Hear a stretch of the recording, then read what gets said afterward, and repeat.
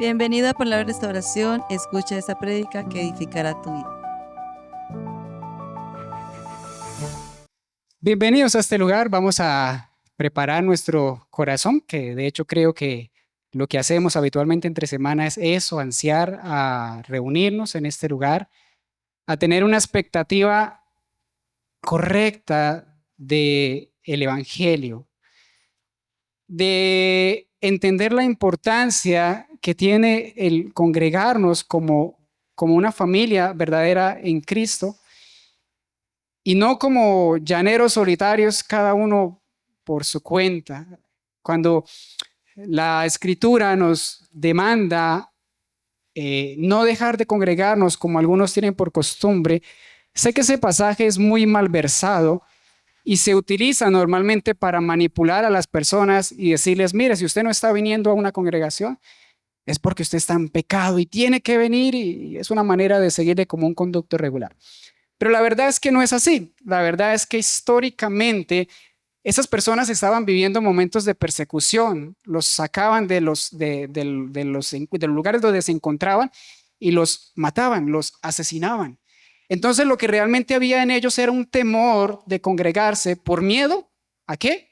A morir. No era un compromiso con la iglesia local, sino más bien lo que les estaba diciendo allí, quien estaba dando el mensaje, era a animarlos a que no se desanimaran por la circunstancia que estaban viviendo y que vieran la oportunidad de congregarse, una oportunidad para orar, dice más adelante, los unos por los otros. Anímense, dice la Escritura, unos a otros, exhórtense con toda palabra. ¿Por qué? Porque cuando venimos a este lugar, somos ¿qué? Instruidos en el mensaje de vida.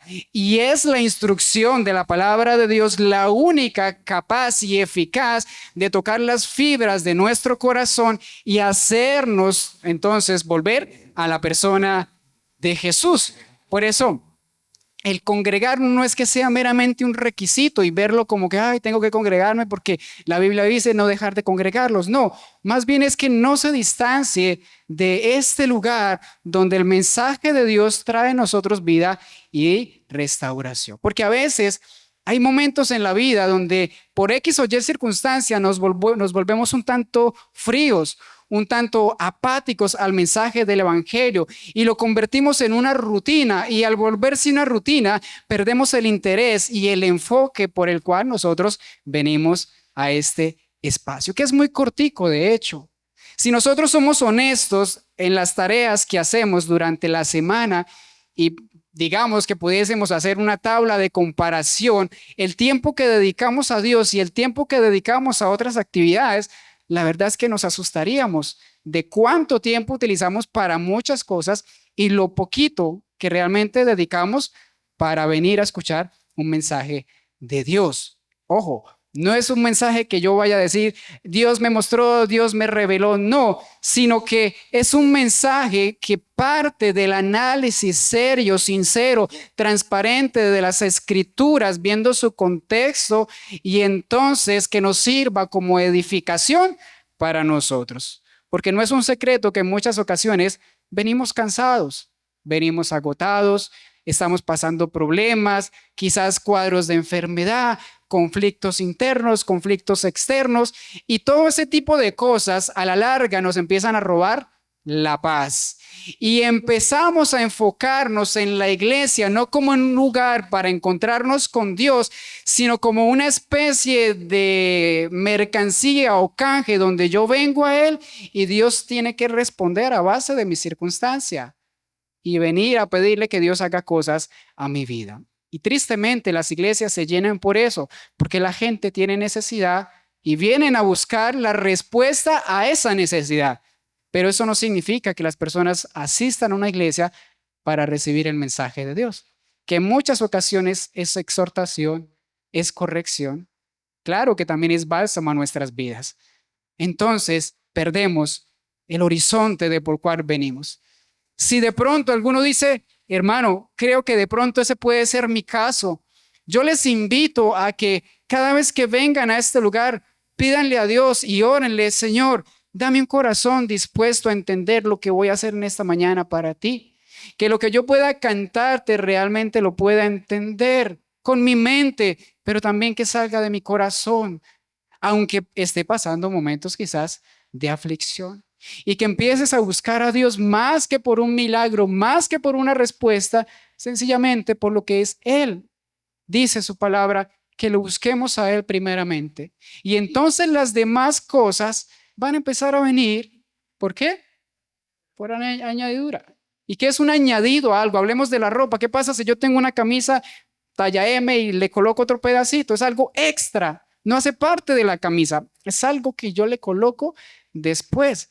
El mensaje del evangelio no son milagros, sanidades, cosas superpoderosas. No, el mensaje de la cruz es arrepentimiento y vida nueva, cambio, transformación, llenura del espíritu, en el sentido de que aprendemos a ser mansos, aprendemos a ser estables, a tener dominio propio y una serie de acontecimientos. Hoy en esta mañana quiero terminar la tercera parte de la enseñanza acerca del amor y finalizar ya esta enseñanza como tal para seguir avanzando en otros temas. Recuerde que el título de la enseñanza cuando lo iniciamos el año pasado era El amor sacrificial de Cristo.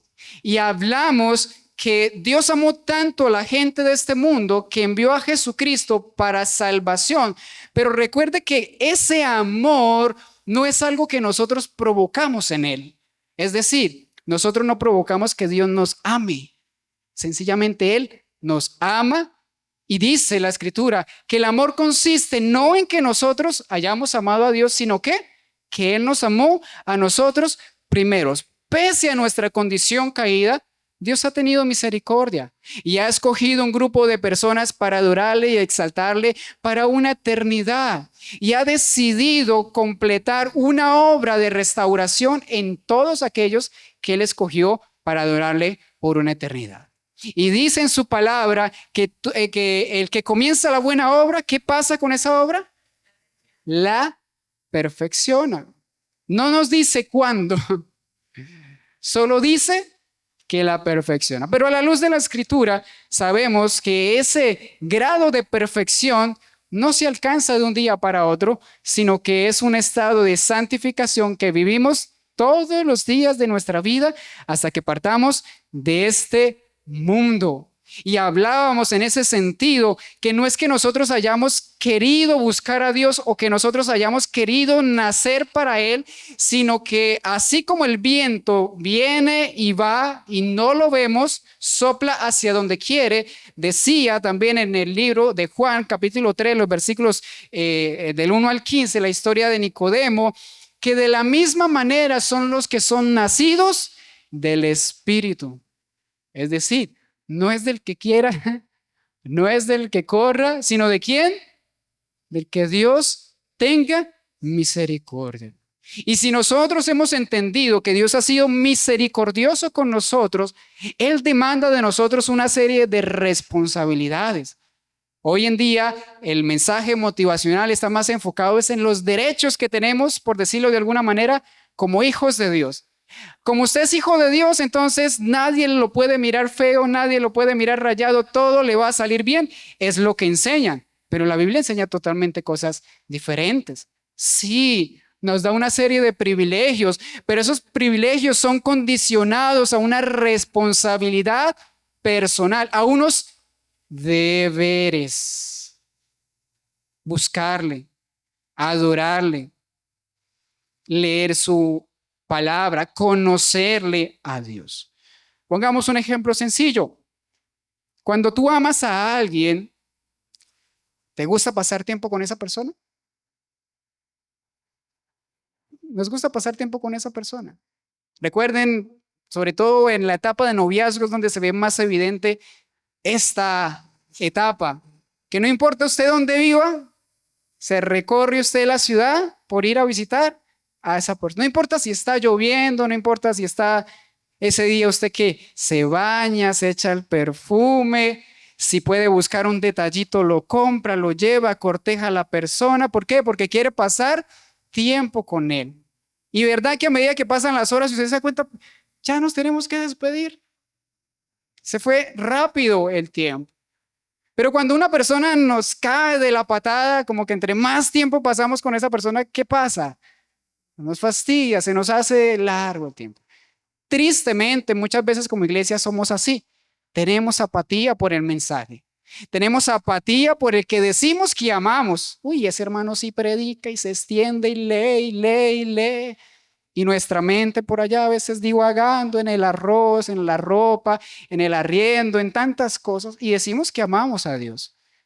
No queremos pasar casi tiempo con Él. Eso debería llevarnos a reflexionar y cuestionarnos, ¿realmente yo amo a Dios? Si Él me amó a mí en mi condición de pecador, cuando yo no quería buscarle, ¿será que yo no puedo hacer algo para corresponder a ese amor? Porque no hay cosa más fea, un amor que no es correspondido. Que usted quiere y la otra persona no quiere. Y así es Dios con nosotros. Él dice que el Espíritu nos anhela, ¿qué? Celosamente. La carne es débil, pero el Espíritu que quiere buscar la presencia de Dios. Y nosotros somos como esos que, no, Señor, ahorita no, Señor. Estoy cansado, Señor. No hay tiempo, Señor. Pero para las empresas, ¿qué pasa con las empresas? Hay que llegar puntual. Si hay que hacer un poquito de extras, hay que hacerlas. Nos toca decir sí, Señor, no, Señor, como ordene. Pero cuando se trata de Dios, no. Y esto debería de colocar un termómetro en nuestras vidas. No quiero ser una persona moralista y decir que yo practico todas estas cosas a la luz de la Escritura, porque todos estamos en un nivel de santificación, de crecimiento individual. No me vea como que, ay, el hermano allá se levanta y predica tan bonito, uy, pero yo lo he visto que hace esto y esto, y no mire tanto mis defectos. Y si los ve, se puede acercar con mucho respeto y me los dice, y yo intentaré mejorarlo si considero que hace parte de una crítica constructiva. Pero enfoquémonos en el mensaje de la palabra como una instrucción de parte de Dios, como una carta de amor para alguien que ama y que deberíamos corresponderle con nuestros deberes. Jesús entregó todo, absolutamente todo. Dice que no se aferró a absolutamente nada, ni siquiera a sí mismo, ni siquiera se aferró de su gloria. Él no dijo, no, yo soy Dios, yo por qué tengo que ir a morir por esa humanidad pecadora que me falla, que me trata, que me ignora, ¿cierto? Jesús no le importó eso, sencillamente vino y aunque le vituperaron, aunque lo golpearon, aunque lo ultrajaron, lo llevaron a la cruz, ¿cuál fue la respuesta de Jesús al final? Padre, perdónalos. Dios es consciente de nuestras debilidades y Él sabe que tenemos una batalla con nuestra humanidad. Lo decía mi esposa en el devocional, nuestra carnita quiere una cosa, pero Dios quiere otra para nosotros. Y a veces esa balanza se inclina más hacia lo pecaminoso. Eso sería bueno analizarlo a la luz de la palabra de Dios para ver si las cosas que me rodean, lo que consumo a diario como persona, porque vivimos en un mundo consumista, eso nos ayuda y nos aporta para buscar de Dios o todo lo contrario, nos estanca y nos limita. Eso nos ayuda a reflejar el amor de Dios con otras personas o eso más bien hace que otras personas digan, pero para parecerme a tal persona que dice ser cristiano, a veces nosotros limitamos la obra de Dios y no porque Dios no tenga el poder de avanzar como Él desee, pero sí a veces somos carga en el sentido de que nuestra manera de vivir no es la más apropiada para mostrar el amor de Dios. Y eso es en lo que yo me quiero enfocar en esta mañana, porque ya vimos que el amor de Dios en su compasión, en su sacrificio, lo que nos llama a hacer a nosotros es a tener una serie de características que hagan parte del fruto natural. Esto lo explicaba muchas cosas. Un árbol de aguacates, no esperemos que dé mandarinas, que dé naranjas. No, un árbol de aguacates debe de dar, ¿qué? Aguacates. Un cristiano que tiene que dar frutos dignos de ¿qué? ¿Y qué es el arrepentimiento? Entonces, esto también lo he explicado en otras ocasiones. Que iba hacia un lugar, pero ahora cambié de opinión, ahora me voy al opuesto, al otro lugar. Es decir, que si antes me gustaba hacer una cosa, ahora no. Pero no porque me lo estén prohibiendo, sino porque nace de forma natural. Porque la excusa de la gente para no buscar de Dios es, ay, es que ya me van a prohibir tal cosa. Es que ya me van a decir que no se puede hacer esto y que no se puede hacer aquello. Porque tristemente la iglesia legalista ha enseñado eso. Y pone una serie de listas de pecado como un checklist. Esto se hace, esto no se hace. Esto se puede, esto no se puede. Y nos encasillamos en esto. Pero la pregunta no es se puede, no se puede, se debe, no se debe. La pregunta es, ¿esto glorifica a Dios o esto no le glorifica? Recuerde que nosotros podemos contristar al Espíritu Santo. Y por eso a veces nos sentimos vacíos, huecos, débiles, sin ganas de nada. ¿Por qué? Porque el Espíritu Santo está contristado. Que esté contristado no significa que esté ausente o lejos. Después enseñaré acerca de eso. Pero sí, muchas veces nuestro espíritu está apagado.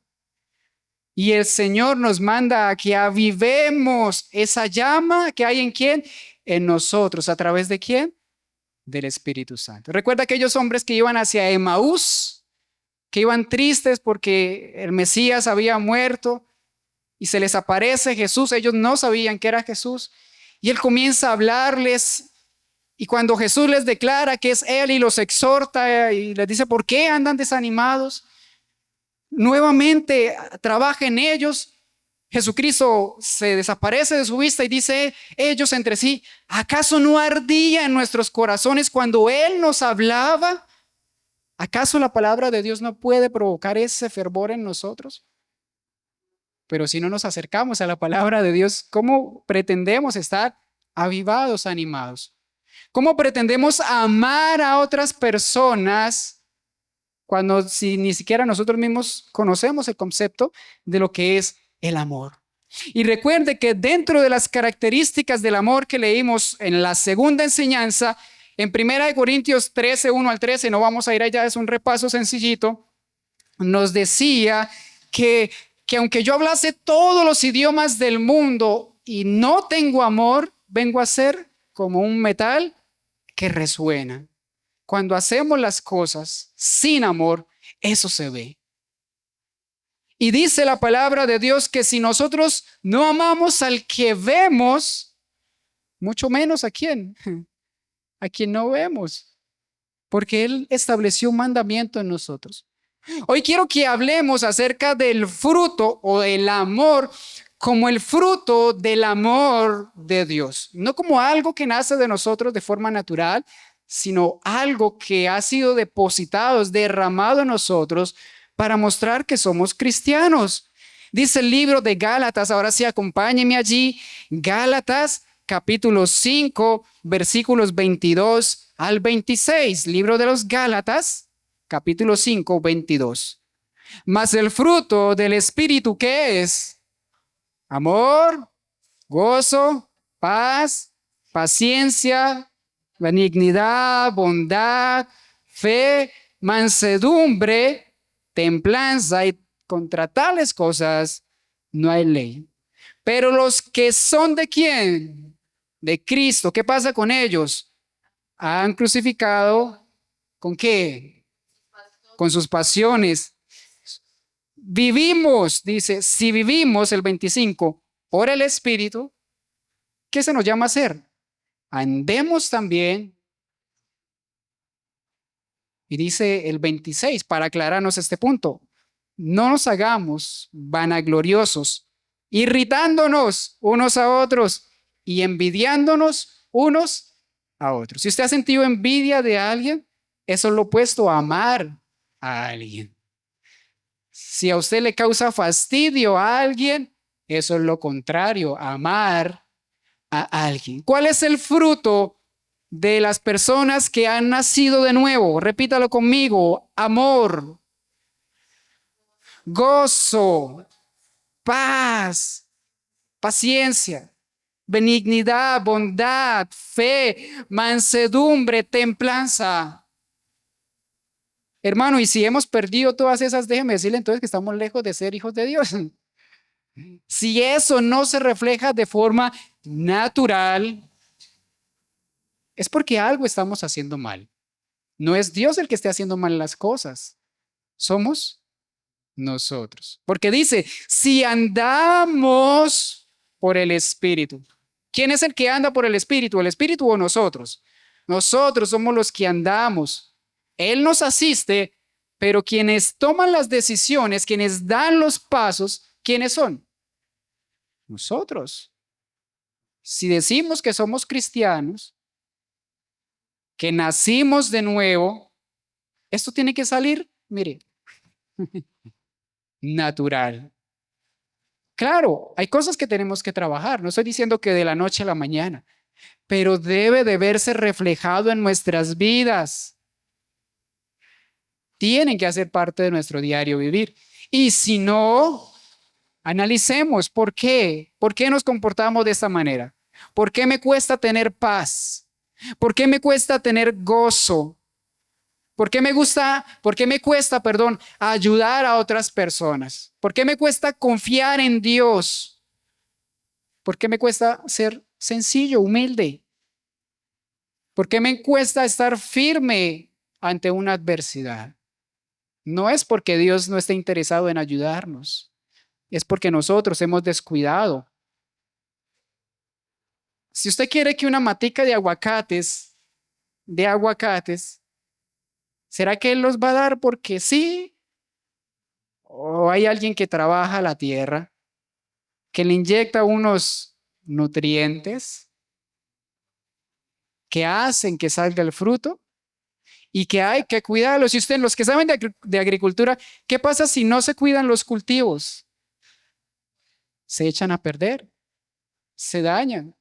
Aquellas plantas que son de sombra y usted las deja al sol, ¿qué pasa? Las que son de frío y les llega el calor, ¿qué pasa? Y esas son circunstancias externas.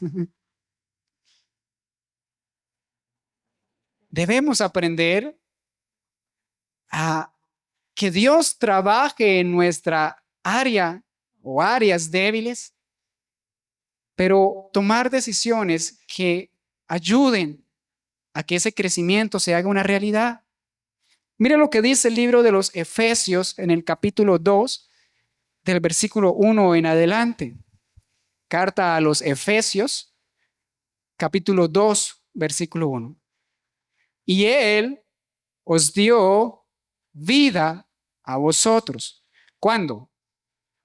Cuando estábamos muertos en vuestros delitos y pecados, en los cuales, ¿qué? Anduvisteis tiempo pasado en otro tiempo, siguiendo la corriente de este mundo, conforme al príncipe de la potestad del aire, el espíritu que ahora opera en los hijos de desobediencia, entre los cuales también todos nosotros vivimos cuando, en otro tiempo, en los deseos de nuestra carne, haciendo la voluntad de ¿quién? De la carne. ¿Y de qué más? De los pensamientos. Y por naturaleza éramos hijos de ¿qué? De ira. Lo mismo que los demás. Es decir, que fuera de la gracia de Dios, lo único que hay es juicio y el derramamiento de la ira de Dios porque se ha ofendido a un ser eterno y por ende el castigo es eterno. Porque nuestra ofensa no es allí con mi primo, con mi amigo, con mi jefe, La ofensa es contra un Dios eterno. Mucha gente dice, ay, pero yo no puedo creer cómo Dios, siendo amor, puede estar tranquilo sabiendo que la gente por millones está en el infierno por la eternidad. Y creen algo que se llama el exterminio. Y dicen, no, la gente cuando se muera, Dios los va a exterminar y van a dejar de existir. Pero la Biblia no me enseña eso por ningún lado. La Biblia me enseña que el castigo es eterno. ¿Y por qué? Porque Dios es justo. Les coloco un ejemplo. Si hay un caso hipotético de un asesinato, se halla al que es culpable, se presenta delante del juez, hay unas víctimas y el juez lo declara inocente, ¿usted qué va a pensar de ese juez? ¿No se va a sentir indignado de los actos horrendos de esta persona y que el premio sea darle la libertad para que siga cometiendo maldad? ¿Qué es la justicia entonces? Es darle lo que se merece. Y lo que nosotros merecíamos fuera de Dios, lo está diciendo acá, que era ser hijos de ira, lo mismo que los demás. Pero Dios, que es rico en misericordia, ¿por qué? Por su gran amor con que nos amó, aun estando nosotros muertos en pecados, nos dio vida juntamente con Cristo. Por eso dice, por gracia sois salvos. Juntamente con Él nos resucitó y asimismo nos hizo sentar en lugares celestiales con Cristo Jesús para mostrar en los siglos venideros las abundantes riquezas de su gracia, de su bondad para con nosotros en Cristo Jesús. Y mire lo que dice el versículo 8. Porque por gracia sois salvos por medio de ¿qué? De la fe. Y esto no de vosotros, pues es un don de Dios, no por obras, para que nadie se gloríe, porque somos hechura suya, creados en Cristo, ¿para qué? ¿Para hacer la maldad? ¿Para ser tramposos? ¿Para ser envidiosos? ¿Para ser ególatras? ¿Qué dice? ¿Para qué nos creó? Para buenas, las cuales Dios preparó de antemano. ¿Para qué? Dios nos salvó, como lo decía mi esposa en el devocional, para Él, para glorificarle a Él, para ser un reflejo de Él. Vamos a hacer un ejemplo absurdo, pero entendible. Si usted se mira delante del espejo y el espejo muestra algo que usted no es, ¿cómo se va a sentir usted con ese espejo? Es más, hasta venden unos espejos que lo deforman a usted. Usted dice, pero ese no soy yo. Me veo así. Usted no se identifica. Nosotros aquí en la tierra somos el espejo que glorificamos a Dios. El verdadero reflejo es Él. Nosotros lo único que hacemos es mostrarlo a Él. Pero a veces somos como esos espejos mal hechos y no estamos mostrando la misericordia de Dios. ¿Por qué? Porque no hacemos buenas obras. Y cuando hablo de buenas obras no es hacer un mercado y llevarlo, y eso hace parte de la obra social. Va más allá, va de nuestro comportamiento, nuestras decisiones, nuestros pensamientos, nuestra manera de vivir, no solo en la iglesia, sino en todo lugar. Acompáñeme al libro de Juan, capítulo 13, versículos 33. Evangelio de Juan, capítulo 13, 33, 35. ¿Qué dicen? Hijitos, aún estaré con vosotros un poco. Es Jesús hablando. Me buscaréis, pero como dije a los judíos, así os digo ahora a vosotros. A donde yo voy, no podéis ir. Ok.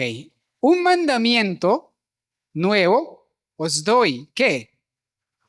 Que os améis unos a otros como yo, o sea, Jesús, os he amado, que también os améis unos a otros. En esto conocerán que todos sois mis discípulos si tuviereis amor los unos con los otros. Jesús resume toda la ley en dos cosas: amar a Dios sobre todas las cosas y al prójimo como a ti mismo. Pero acá Jesús está aclarando qué significa amar al prójimo.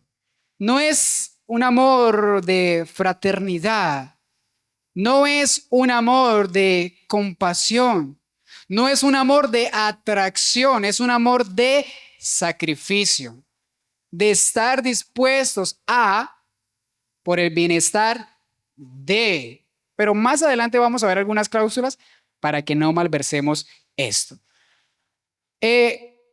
Aquí en este episodio, Judas acaba de salir de la cena que estaban teniendo, porque tenía que cumplirse la escritura de ser entregado. Los demás pensaron que Judas iba a traer algo que les hacía falta en la cena. Jesús sabía que ya era su momento y les dice así: hijitos, aún estaré con vosotros un poco. Me van a buscar, como le dije a los judíos, pero asimismo le digo a ustedes que donde voy, ustedes no pueden estar. En los evangelios sinópticos, ellos no entendían qué era lo que estaba pasando. Jesús, ¿a dónde te vas a ir? Recuerde que ellos prometieron estar muchas veces con él, llegaran las circunstancias donde le llegaran. Pedro prometió no negarle y lo primero que hizo fue negarle. Los discípulos querían estar ahí, uno sentado a la derecha y otro a la izquierda, y al momento de la crucifixión solo quedó un discípulo. ¿Y dónde estaban los demás? Somos buenos a veces para hacer promesas. Y dice que vamos a tener el anhelo de buscarle, pero ya no vamos a poder verle como ellos experimentaron históricamente. Pero él dice, mire, la manera en cómo vamos a tener comunión ahora, de aquí en adelante, es a través de un mandato. En otras palabras, es una orden, no es una opción. No es si quieres, no es si estás de acuerdo, no es si te parece, no, es un mandamiento, es una orden. ¿Y cuál es la orden? Que os améis unos a otros. Y ya vimos cómo es la manera de amarnos, no irritándonos, no envidiándonos, orando los unos por los otros, animándonos unos a otros. Esa es la manera de mostrar el amor de Dios. Por eso hay gente que llega a congregaciones y dice, uy, allá sí se siente que la gente tiene ese amor y se siente. Y hay otros lugares que ni el saludo, ni la despedida. Uy, hermano, y la persona nueva, alguien le preguntó el nombre, ¿dónde vive? ¿Quién lo invitó? ¿Suena esto parecido a la realidad? Decimos que amamos la obra de Dios y amamos las obras, pero si te vi, no me acuerdo. No estamos interesados en que las otras personas crezcan. Estamos interesados en que nos vaya bien. Y eso es ser egoístas.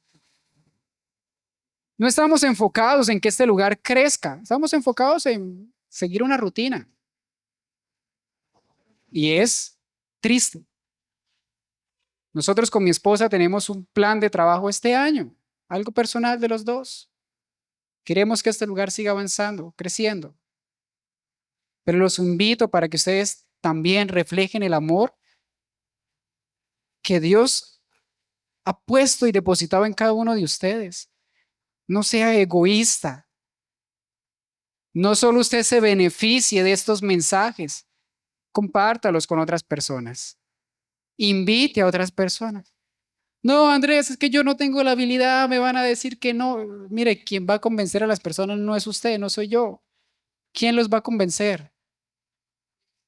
El Espíritu Santo. ¿Qué mora en quién? El problema es que si el Espíritu Santo está contristado, también pongámosle lógica a las cosas. Cuando nosotros reflejamos el amor de Dios, las personas van a querer acercarse a nosotros y a decir, oiga, usted tiene algo diferente. ¿Qué es lo que usted hace? Usted tiene una gracia. Esos son los momentos para hablar del Evangelio. Usted cumpla con invitarlos. Dios se encargará de traerlos. Pero no esperemos que Dios los traiga si nosotros no los invitamos. Esa es la manera de reflejar el amor de Dios. ¿Cómo aplicamos nosotros el amor que es un fruto de gracia, de misericordia? Dice la primera carta del apóstol Juan en el capítulo 4, del versículo 7 en adelante, y con eso ya finalizo esta enseñanza. Primera de Juan, capítulo 4, versículo 7 en adelante, dice: amados, ¿qué? Amémonos unos a otros, porque el amor ¿de quién es? Ven que es un mandamiento, no es si usted quiere, si le provoca, si tiene ganas, si me conviene. Recuerde que las características del amor es: todo lo puede, todo lo sufre, no busca lo suyo, no hace nada indebido, todo lo espera, todo lo cree, todo lo soporta. Ya vamos allá a entender qué significa eso. Porque el amor ¿de quién es? De Dios. Y todo aquel que ama es nacido y que conoce. Hermano, si usted tiene apatía por las personas y la obra de la iglesia, posiblemente usted no ha nacido de nuevo. Y eso es preocupante. Eso es para examinarnos. Si a usted no le interesa que este lugar se quede estancado, no está interesado en buscar de Dios, en leer su palabra, en orar todos los días, de querer avanzar en la obra de Cristo, pues eso es lo contrario a ser hijo de Dios, ¿o no? Todo aquel que ama es nacido y conoce a quién. Si no lo conocemos, comportámonos como querramos. El que no ama no ha conocido a Dios, porque Dios es amor. En esto se mostró el amor de Dios para con nosotros, en que Dios envió a su Hijo unigénito al mundo para que vivamos. ¿Para quién? Por Él. Es decir, que la vida no se trata de qué nos depara el futuro, cómo nos va, si me va bien, si soy exitoso, si soy millonario, si soy empresario. Usted no es el centro de esta historia, mi hermano. Yo no soy el centro de esta historia. El centro de la historia, el protagonista principal es Jesucristo. Y Jesucristo obviamente es Dios. Pero la gente quiere buscar a Dios es para que le vaya bien, para que sea exitoso. Eso es una distorsión del evangelio total. La Biblia es cristocéntrica. No es se me olvidó. No se trata del ser humano. Antropocéntrica es la palabra, perdón. La Biblia no está enfocada en que a usted le vaya bien. La Biblia está enfocada en que usted conozca a Jesucristo todos los días. En esto se mostró el amor de Dios para con nosotros, en que envió a su Hijo unigénito al mundo para que vivamos por Él. En esto consiste el amor. No en que nosotros hayamos amado a Dios, sino que Él nos amó a nosotros y envió a su Hijo en propiciación por nuestros pecados, es decir, a rescatarnos. Amados, viene el consejo. Si Dios nos ha amado así, que se entregó, no puso peros, nada, se entregó meramente. Si Dios nos ha amado así, ¿qué dice? Debemos. ¿Sí ve que es un deber? Es un mandato. Debemos. ¿Qué debemos? ¿Sí están conmigo en el 11? Amados, si Dios nos ha amado así, debemos también nosotros amarnos unos a nosotros. Nadie ha visto ¿a quién? Jamás. Y yo encuentro un montón de de personas en internet que han visto a Dios y que Dios les dijo y que Dios se les manifestó y que Dios les mostró y que Dios les reveló. Pero la Biblia dice: nadie ha visto jamás a Dios. ¿Y qué dice entonces siguiente? Si nos amamos unos a otros, Dios permanece en nosotros y su amor se ha perfeccionado en nosotros. ¿Usted quiere saber si usted realmente es nacido de nuevo? Fácil. Versículo 13. En esto conocemos que permanecemos en Él y Él en nosotros, que nos ha dado su Espíritu. Y nosotros hemos visto y testificado que el Padre ha enviado al Hijo, el Salvador del mundo. Entonces, todo aquel que confiese que Jesús es el Hijo de Dios, Dios permanece en él y él en Dios, y nosotros hemos que conocido y creído el amor que tiene para con nosotros. Parece un trabalengua, ya lo vamos a explicar. Dios es amor y el que permanece en amor, permanece en ¿qué? En Dios y Dios en él. En esto se ha perfeccionado el amor en nosotros, para que tengamos confianza en el día del juicio, pues como Él es, así somos nosotros en este mundo. ¿Por qué? En el amor no hay temor. Pongamos un ejemplo cotidiano. Y esto pasa mucho en los matrimonios. Sobre todo las parejas permiten abusos de parte de sus parejas, golpes, insultos, menosprecios, y soportan y toleran y dicen, es que yo lo amo. Pero ese amor está condicionado a tener ¿qué? Miedo en que en algún momento esta persona llegue fuera de sus cabales, incluso pueda acabar con su vida. Hay cientos de casos que las parejas permanecen con miedo y con temor. ¿Por qué? Porque han sido manipulados. Un ejemplo, si usted me deja, hasta acá le llega su historia.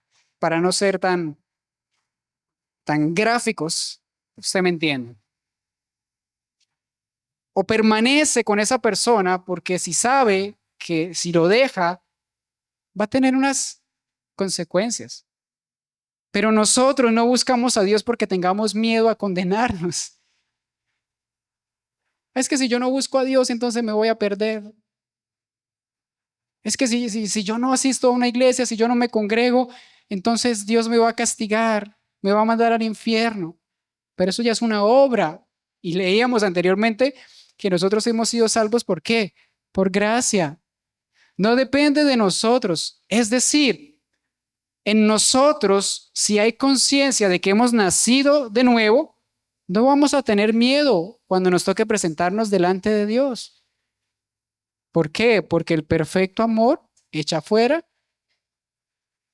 Mucha gente toma este versículo para afrontar cosas difíciles en su vida y lo coge como un mantra. Dios, guárdame, protégeme y dame la valentía y ya no tengo miedo. Así usted vaya así que tiemble, ¿no? Ese pasaje no trata de eso. Ese pasaje trata de que como nosotros amamos a Dios, no vamos a esperar nada malo de Él, porque Él es puro, Él es santo. Él no nos va a fallar. Pero de la misma manera como Él no nos va a fallar a nosotros, Él espera que nosotros no nos defraudemos entre nosotros mismos. Y en eso, entonces, conocemos el amor. Si usted piensa y todavía en su antigua manera de vivir tiene las intenciones de defraudar a alguien, de ser hipócrita con esa persona, volvemos al mismo punto, es que no hemos nacido de nuevo. Si nos cuesta ser transparentes con las personas, es porque no amamos a Dios. Y como no amamos a Dios, pues mucho menos vamos a amar a las personas. Y viceversa, si nos cuesta amar a las personas, ¿de verdad usted cree que nosotros amamos a Dios? Hay mucha gente que se acerca a las iglesias y no quiere que los miren, que los toquen, que les digan nada. Yo voy, escucho el mensaje, si me gusta bien, si no, no, y salgo y hasta luego, Lucas. Pero ese es el amor de Dios. No es un amor congregacional. Para terminar, el 19. Nosotros le amamos a Él porque Él nos amó primero. Y si alguno dice, ¿Ha dicho eso de pronto? Yo amo a Dios y que aborrece a su hermano es... ¿Y qué pasa con los mentirosos? Regla de tres, sencillito, facilito. Saquemos la ecuación, X igual a... Si somos mentirosos, si somos vanidosos, si somos ególatras, si tenemos una doble moral, un estilo de vida diferente al que Dios nos llama a vivir en Él, caminando junto a Él, que Él nos ayude, no es en nuestras fuerzas, pues mis hermanos, nos estamos engañando a nosotros mismos. No nos engañemos, seamos honestos y transparentes. Si tenemos dificultades, traigámoslas delante del Señor y que nos ayude verdaderamente a vivir fieles a Él. Y mire que lo demás va a salir sencillito, decía una persona que conocí hace muchos años. Eso es sencillito, decía. Usted haga caso y eso es sencillito. Cuando yo presté servicio, teníamos un intendente, una persona de rango, y cada ratico nos castigaba. ¿Por qué? Porque éramos desordenados, no hacíamos los que nos corresponde. Y él decía, mire, si ustedes hacen caso, eso es sencillito, les va bien. Pero si ustedes no hacen caso, adivinen qué. Y sí, eso era sencillo. Pero ¿cuál era el problema? Que nosotros éramos desobedientes. Alguno dice, yo amo a Dios y aborrece a su hermano, es mentiroso. Pues el que no ama a su hermano, a quien ha visto, ¿cómo puede amar a Dios a quien no ha visto? Y nosotros tenemos este mandamiento de Él, que el que ama a Dios, ame también a su hermano. Señor, yo te amo. Eres lo más grande, excelso. Oh, Señor, maravilloso. Y llegas acá y te fastidia la persona que se sienta a su lado. Gente que no se congrega con la excusa es que si allá está fulano, yo no voy por allá. ¿En serio? ¿Es eso lo que somos como cristianos, como hijos de Dios? Eso es un termómetro. Conclusiones finales para cerrar todo el tema de lo que tiene que ver con el amor sacrificial de Cristo. Número uno, Dios nos ama. ¿Eso está claro? Independientemente de lo que hayamos sido en nuestra vida pasada, el recorrido que hayamos tenido, que no éramos 0 kilómetros, no éramos del único dueño, sino que nos cogía uno y nos llevaba el otro, nuestros deseos, nuestras pasiones. Aún así, Dios nos amó. Número dos, Dios, en su amor, Dios nos regenera, es decir, nos ayuda a cambiar. Número tres, su amor entonces es derramado en nosotros y como consecuencia ahora nosotros amamos a los demás. ¿Está claro? Dios nos ama, Él nos restaura y nos entrega su amor para que nosotros amemos a los demás. Leo la reflexión final. El amor del que habla la Biblia no es una invitación al sufrimiento silencioso ni una orden para permitir el abuso. El amor que nace de Dios es santo, es justo y es verdadero. Y aunque Cristo sufrió, no significa que el mal sea bueno, porque Él vino a vencer el mal, no vino a normalizarlo. ¿Por qué digo esto? Porque mucha gente piensa que amar es resistir los abusos de su pareja. Y aunque esto ya es otro tema, pero es bueno aclararlo. Mire, si usted está siendo golpeado, menospreciado, tratado de una manera incorrecta, esa persona no lo ama. Primeramente, porque usted a la persona que ama, respeta, cuida, lo valora, lo protege, aunque tengas diferencias, aunque hayan defectos, pero lo amas y lo respetas. Para los que somos casados, nuestro prójimo más cercano es con esa persona que nos casamos. es con esa persona la primera que debemos reflejar el amor. Y de manera viceversa, porque eso no es exija, yo doy, pero usted me da. Y aquí viene este tema de que mucha gente, hay hogares que están siendo consumidos por los golpes, por los malos tratos, porque toman el pasaje que dice, donde Jesús manda que si lo abofetean en una mejilla, ¿qué? Ponga la otra. Entonces, deme un golpe y entonces venga, le coloco la otra mejilla. O permite que otra gente lo ultraje y pase por encima suyo y sí, es que la Biblia dice que si me golpea, entonces venga y pégueme en la otra. No, ese pasaje está mal interpretado. Ese pasaje lo que enseña es que en la cultura judía, el dar una bofetada de la mano derecha, no así, con el dorso, en público, no era una agresión, era una humillación. No es que tómele una cachetada y venga y se la devuelvo. No, no, no, no, no. Culturalmente era un golpe y no era un golpe grotesco a la fuerza, no, era un golpe. Lo que estaba diciendo es que lo humillaba, lo que le estaba diciendo es, mire, no se iguale conmigo. Y Jesús lo que les estaba diciendo, mire, esas personas que son prepotentes, que se creen superior a usted y que lo humillan públicamente, no importa. No, recuerde que había una ley llamada la ley del talión, ¿sí o qué? Ojo por ojo, diente por diente. Usted me golpea, yo le devuelvo el golpe. Usted me hace esto y yo se lo devuelvo. Jesús lo que quería enseñar es a no continuar ese ciclo de venganza. No es que venga y me golpee y ahora venga yo se la devuelvo. Eso casi nunca pasa. En la realidad. Y caso contrario, el dar una palmada en la cara, pero con la palma, significaba que estamos entre iguales. ¿Qué quiere decir eso? Que si una persona que había bofeteado a alguien de esta manera, dice Jesús, ahora coloque la otra para que se la devuelva. Y cuando se la devuelva, entonces vamos a tratarnos entre iguales. Jesús no está permitiendo el abuso físico. Jesús lo que está haciendo es dignificando a la persona y diciéndole, mire, sí van a haber personas que lo van a humillar, pero eso no significa que usted tenga que devolver mal por mal, sino todo lo contrario, dignifíquese con esa persona, pero devuélvale con bien. Es decir, usted no actúe como actúa esa persona.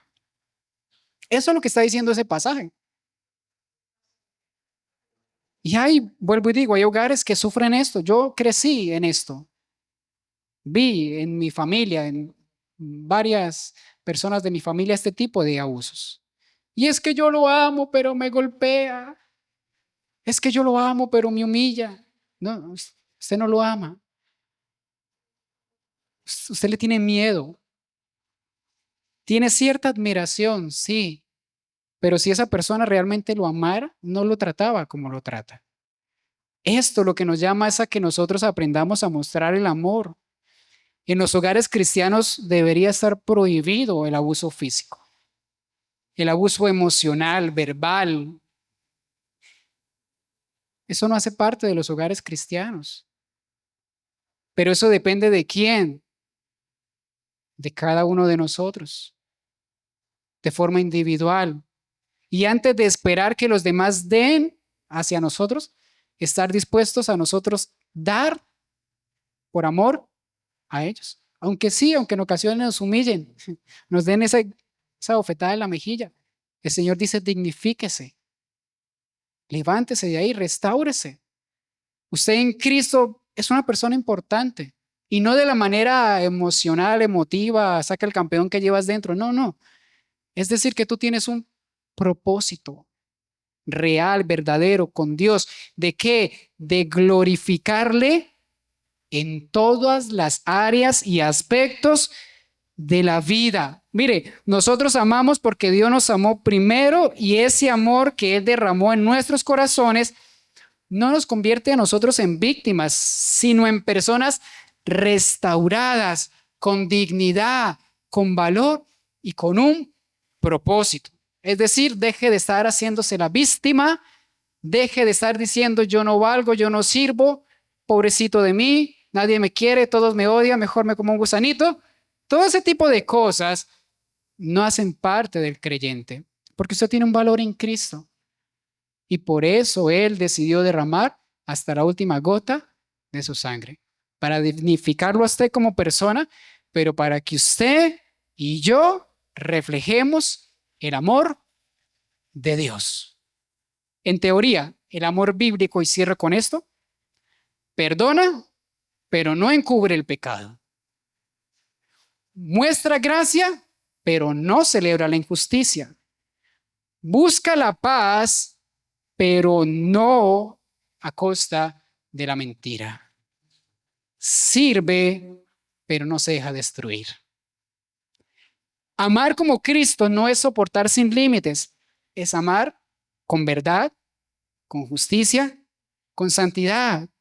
Y a veces la forma más efectiva o amorosa no es quedarnos callados, sino poner límites, confrontar el pecado y proteger la vida que Dios nos entregó. Porque yo he escuchado muchas personas, muchos pastores que aconsejan a las parejas, esto se ve mucho en el ámbito familiar, que le dice, es que usted es la mujer y sujétese a su marido, aunque su marido esto y su marido aquel. Dios no nos llamó a dignificarnos en ese sentido. Debemos amar. ¿Cómo es? Perdona, pero no encubre el pecado. Y así como dice el de Noticias Caracol, si usted está siendo víctima, no se quede callado.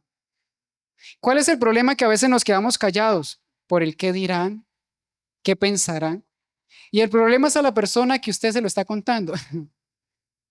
Si usted se lo cuenta a una persona que es madura, que lo va a ayudar a restaurar y no a cuestionarle, esa persona le va a dar consejos buenos. Pero si usted se va a acercarse a una persona que le va a esparcir más veneno que otra cosa, le va a dar malos consejos, va a tomar malas decisiones. Vuelvo y digo, si usted sufre algún tipo de abuso como pareja, como familia, en el trabajo, háblelo.